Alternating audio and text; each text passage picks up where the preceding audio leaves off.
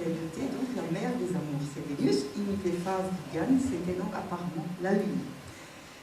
Donc, encore une fois, ça voulait dire que, bon, il avait montré que la Lune était un corps comme la Terre. Et bien les planètes, ben voilà, Vénus, ben, elle avait aussi des propriétés comparables à celles de la Lune, en tous les cas, vu son apparence changeante.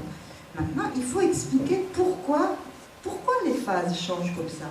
Et donc là, ben, il a pris ce qui était publié. Là, il ne s'est jamais lancé à construire des modèles.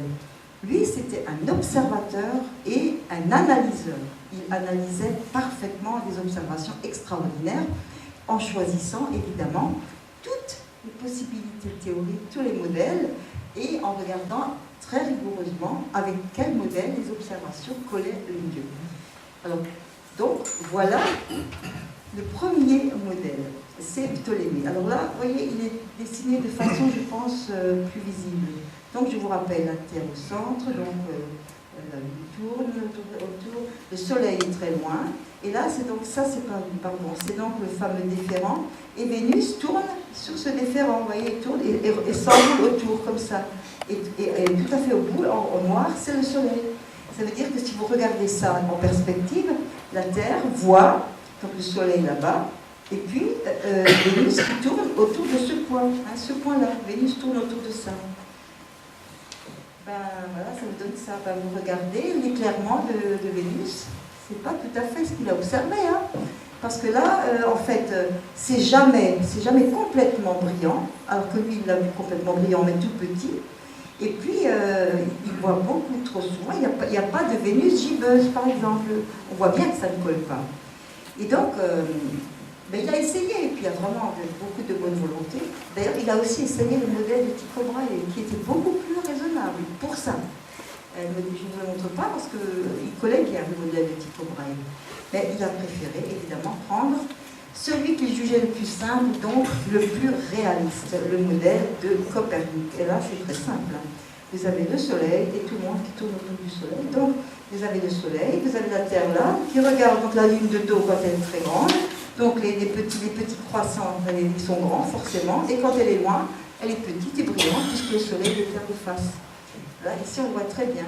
Alors, évidemment, il était ravi. Vous voyez, il a un petit air, je trouve, un petit peu... vous ne trouvez pas ici? Et effectivement, il avait beaucoup d'humour, il a un caractère très volontaire, et puis c'est un travailleur acharné. Et donc, là, il était content, parce que lui, il trouvait, avant qu'il ait fait des mesures, il trouvait que le modèle de Copernic était plus simple et plus raisonnable. Et donc, il n'a pas triché, hein. Il n'a pas forcé ses observations, pas du tout. Il était extrêmement honnête. Voilà donc quelque chose de grave là qui se passait.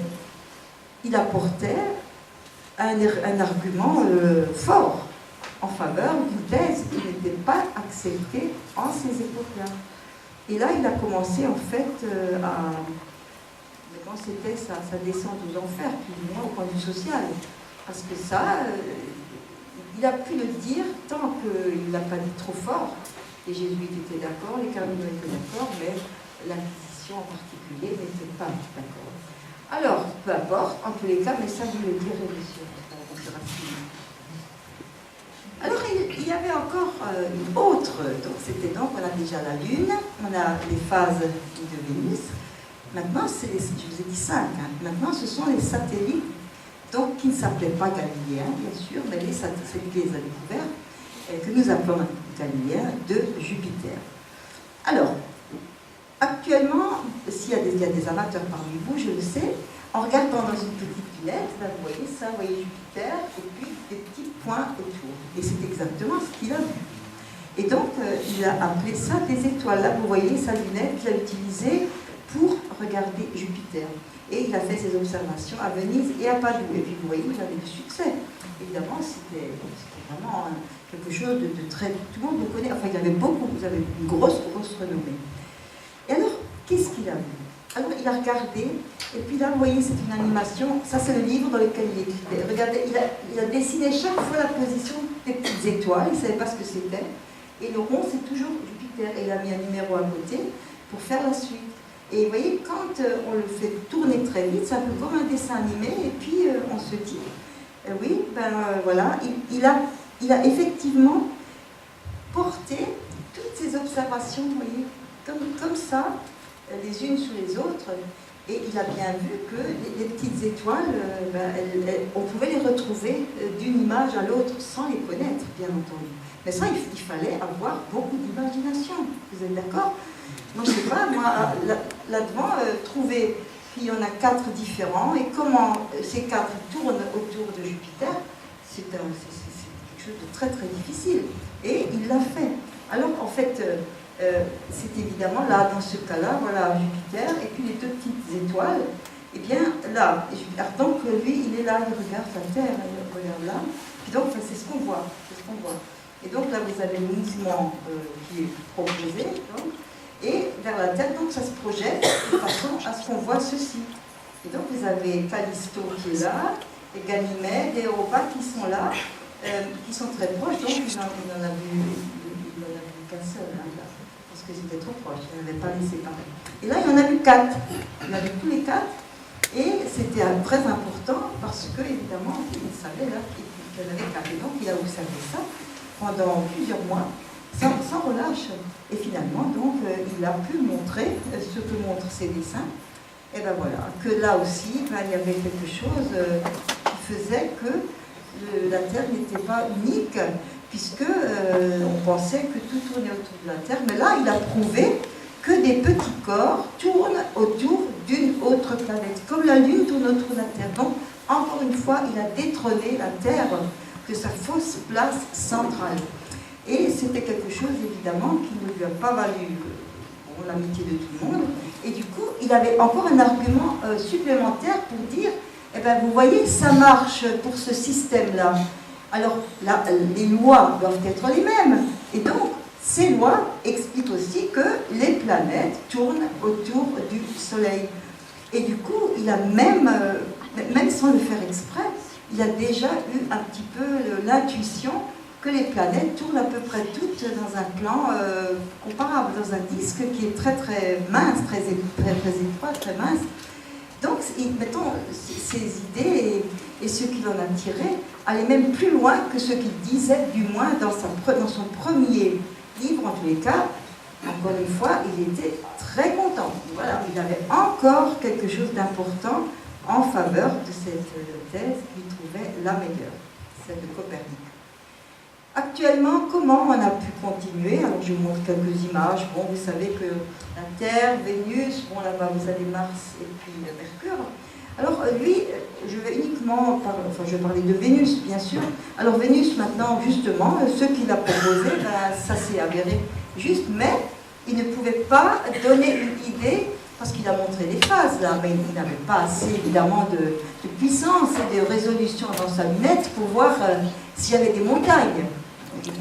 Il espérait voir des reliefs comme sur la Lune, il n'a rien vu, pour la bonne raison, en plus de sa lunette, qui était quand même une petite lunette.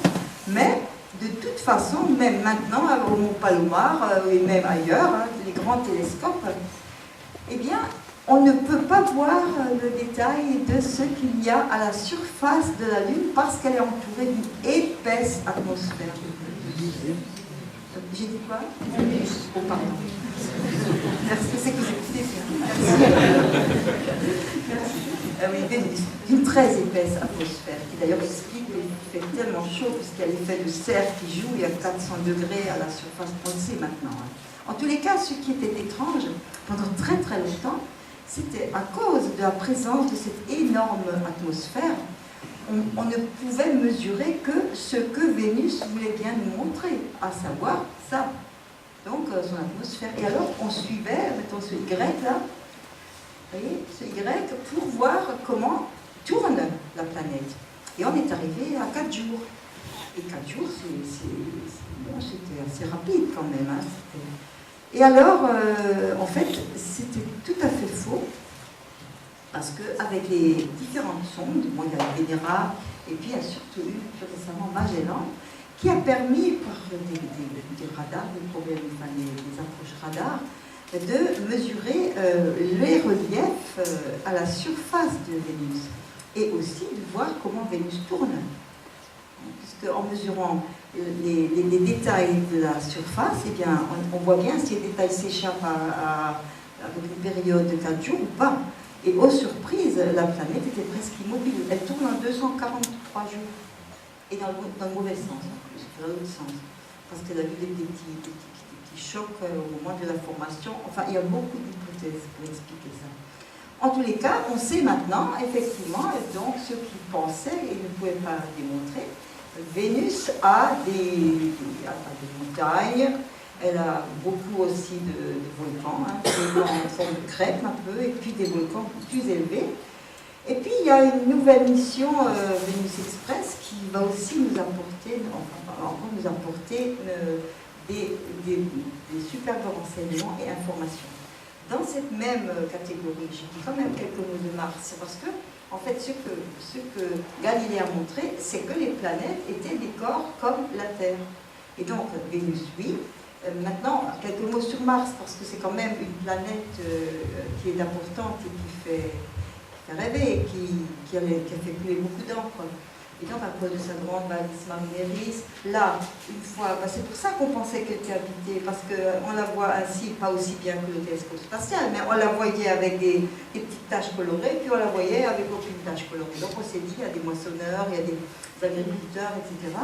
Et en fait, c'est le sable. Il y a des tempêtes de sable effrayantes qui, là, le sable couvre complètement la planète, alors on ne voit plus de relief. C'est vraiment que des accidents, mettons, du climat sur Mars. Et puis là, évidemment, ce sont balises Marineris et puis tous ces réseaux qui nous permettent de dire qu'il y avait de l'eau et encore des petits restes d'eau sur Mars. Et puis, ce qui est intéressant, c'est pour ça que je veux le montrer, après je dis Mars, bien sûr, c'est qu'on a même détecté du méthane dès 1999.